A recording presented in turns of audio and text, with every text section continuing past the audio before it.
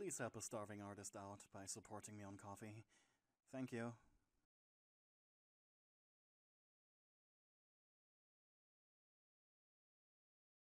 Bakugou Katsuki was one of the smartest people in his class. Always getting good grades, was excellent in sports and hero training, and even found time to game with his friends. Either he was the king of time management, more than he was the king of explosions, or there was a secret to his technique. But what could that be? Bakugou took becoming a hero very serious. Some may even say too serious. But still, there was a secret. And the secret was you. You were a second year, Class 2A. And the first day of the new year, the explosive blonde had kicked down the door of your class, and after being asked what the hell this first year was doing in your class, he shouted something about wanting to challenge the strongest students of every class to prove that he was in fact the best. After a moment of humorous silence, all your classmates just looked at you, and you sighed in response. You weren't physically impressive, except for the looks department. You weren't intelligent, just average, if anything. The plucky first year looked dumbfounded. It was then a classmate of yours shouted, "She totally would get a code red from the Germans now." That made you blush. And some of the girls in your class were offended for you. "Then fight me!" shouted Bakugou.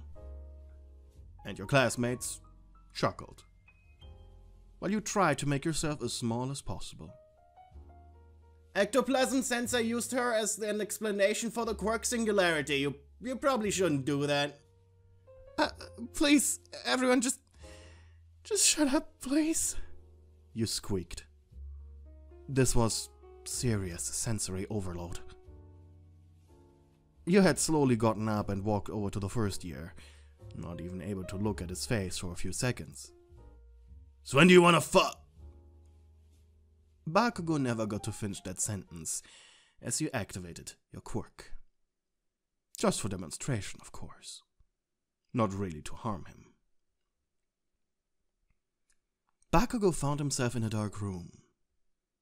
His face immediately turned white. This was so sudden.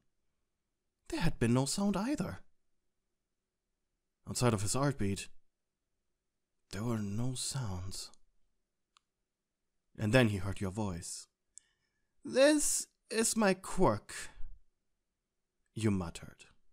"How the fuck?" "It's a telepathy quirk. It's called domain expansion. In the real world, we are right now just standing next to each other. And, 1 minute here should be a single second outside this void." Bakugou's breath hitched. "No fucking way." "I have no real influence over it. Just let me make some light, okay?" You snapped your fingers, and from what appeared to be the ceiling, braziers lit up. Bakugou found himself inside of a black stone hall. Specifically, atop a bridge made from charred bones. Slowly he looked a few steps forward and looked down into the abyss below the bridge. "What the? This is crazy. Where the fuck are you?" "Under you.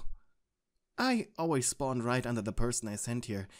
Just give me a moment." Defying gravity, you walked over the edge of the side of the bone bridge. You forced what was supposed to be a calming smile. "This quirk, it's overpowered," he muttered. "But I can still beat you." He raised his right arm. "Yeah, a small issue. Only mutation quirks work here." Sweat began to run down his forehead, and to his surprise, it didn't smell like the nitroglycerin it usually did. "Say what?" "Yeah, I mean, if you are powerful enough in the real world, you could manipulate your own body and hit me that way, but, I don't think you can do that just yet. Bakugou took a step back. All throughout elementary and middle school, his quirk had become his life, his personality, his purpose. Being stripped from it so easily and suddenly. Oh crap, was this how Deku felt all the time? You crossed your arms. I don't know if I should tell you this, but there is more to my quirk. More? You snap your fingers, and from the abyss below, you shouting and screaming and metallic noises echoed up. What the hell? I mean, I can't attack myself, so gotta let the domain do it. Bakugou was now thoroughly scared straight. So you just snapped your fingers again, sending the two of you back to the real world. Bakugou's real body quickly turned pale, just like his domain equivalent. Covered in sweat, all your classmates burst out into laughter. So far, only 3 people beat me. That would be my classmate Owen, who managed to physically hit me while in my domain, breaking the connection. Professor Aizawa, who just straight up turned the ability off. And, well, the boy's a 3rd year now. His name is Miru Togata. He also managed to hit me. I'm so gonna beat you, hushed Bakugou. Just loud enough for you to hear. Why? What did I do?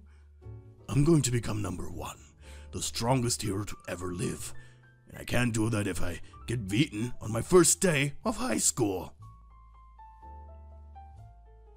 Ever since that day, Bakugou had been seeking you out almost daily. At first, he only tried to fight your ability. But then one day had been different. He had just been standing on the bridge, not saying anything, not even trying to move in the real world. Bakugou? You had asked curiously. Hey, I got a question. Go ahead. He couldn't believe what he was about to say. Can you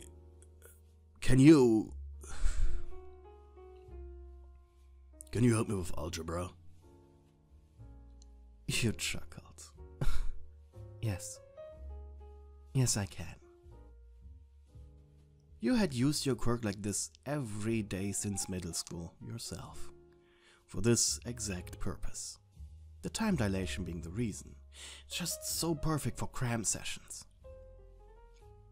So, every Monday from then on out, you and Bakugou met up. He took you out for lunch occasionally as a deal to use your quirk like this, before going into the world your quirk created. What was initially a downside, the fact that items a person held were carried with them into the domain, was now crucial to Bakugou's school success. He loved the attention he got from what seemed to be magically high intelligence, and still he managed to hide your existence from anyone. No one was the wiser. That was until today. You had been lazing about on school grounds, not wanting to waste the opportunity to sunbathe, when you heard footsteps approach you. They stopped next to you, blocking the sun, making you gulp. Hey, you quickly got on your feet. Sorry if I'm in the way. No, I'm just... The guy was a little shorter than you. Red spiky hair, sharp teeth. Wait, wasn't he one of the first years? What's up? You asked cautiously. I've seen you like a few times now, and he scratched the back of his head awkwardly, blushing hard. And you took a careful step back. Is this a love confession? No, he said hastily. I mean, I don't know your name yet, it's just,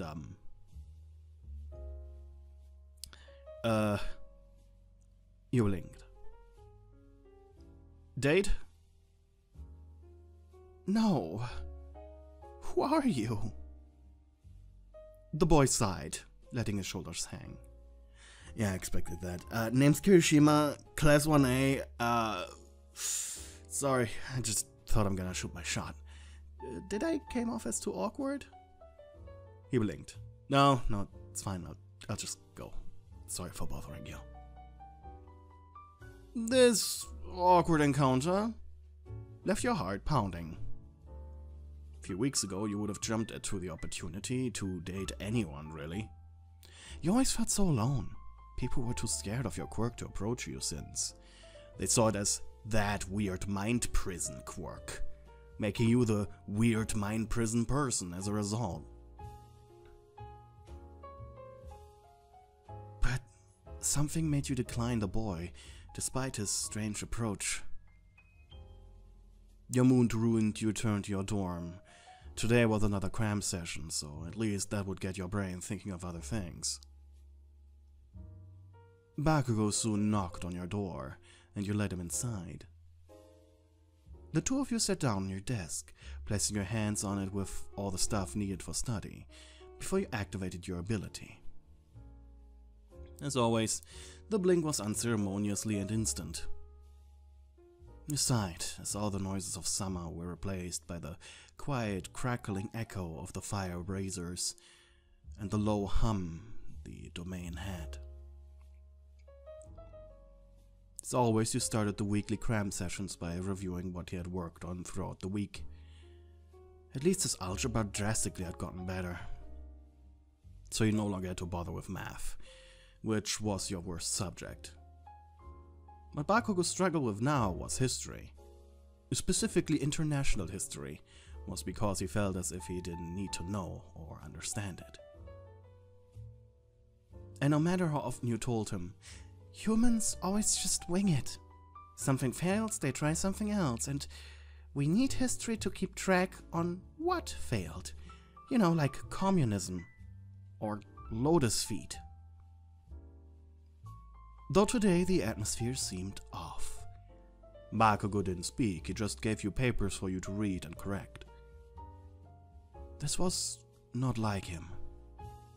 Up until now, he always had gotten on rants about his day as you were checking his papers, and the only time he didn't do something like that had been something wrong with him.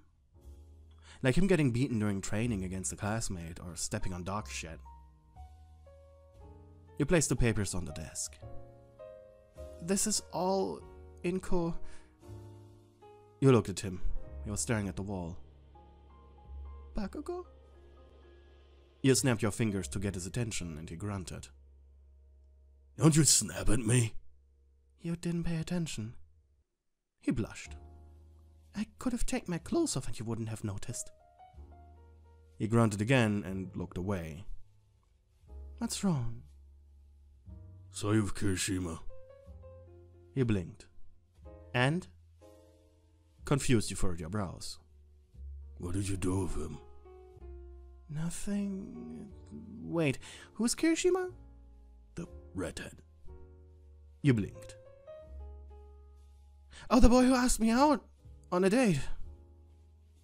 Bakugou now dropped down on the table, sighing. What? You were so desperately confused. And what did you say to him? No, it was you who blushed. I said no. The blonde blinked. Honestly, I don't know why. As you know, I'm really looking for a boyfriend, and it's just... Why did I say no? Is it because of me? He asked, curious. His mood seemingly to improve a little. I wanted to ask you out a month ago, but wasn't sure, you know, if you declined. These cram sessions would end, and that would throw my entire schedule off. I never rely on you too much to risk anything. You're having a crush on me, too? He turned to face you. It's not a crush. He took your hands in his. Bakugou's heart beat so loud you could almost hear it. Crush is this admiration of beauty. I wouldn't call what we have distant. This was surprisingly poetic for Bakugou of all people. You tilted your head. Had you been thinking of that line for weeks? Was he right, though? Don't get me wrong, a crush can turn into something better, but, more often than not, it's one-sided, and you realized he was about to go on a rant. In fact, the longer you sat here, the more the rant continued. Something counterintuitive to what was clearly meant to be a confession. You're right, I twitched a little. Not used to this many guys approaching you in one day. How could other girls deal with this on a daily basis? It was so anxiety-inducing. You exhaled, panicked, and Bakugou stopped talking. Sorry. He was about to let go of your hands, but you tightened your grip. Don't be sorry, there's no reason to be. I don't know if I like you that way, but I'm much more comfortable if you are the one asking me out. I wouldn't even mind going on a date with you. See how you are in romantic situations and all that, and You paused, your breath hitching as the world around you started feeling incredibly hot. I think I'm even okay with you kissing me. For a moment it was as if both your hearts had stopped. Only for a single beat.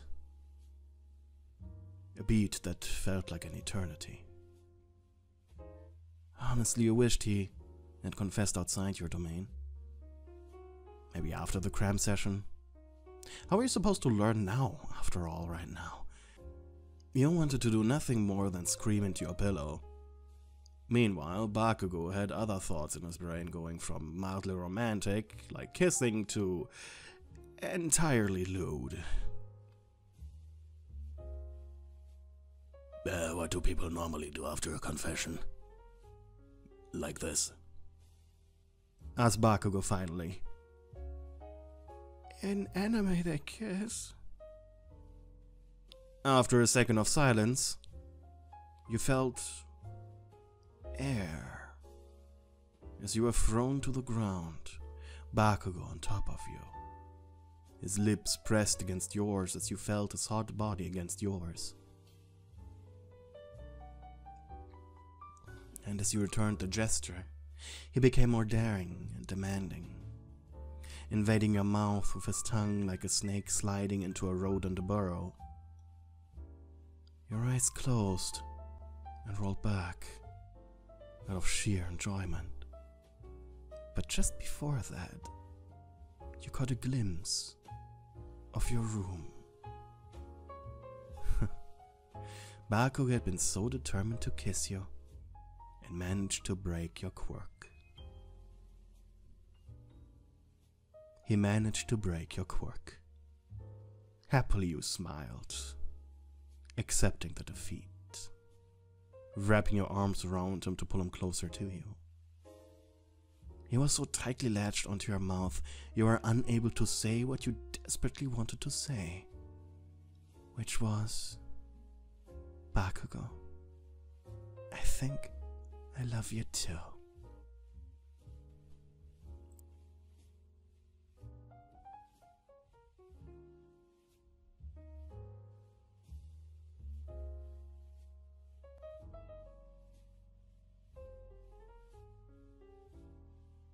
Hey, thank you for watching my video until the end.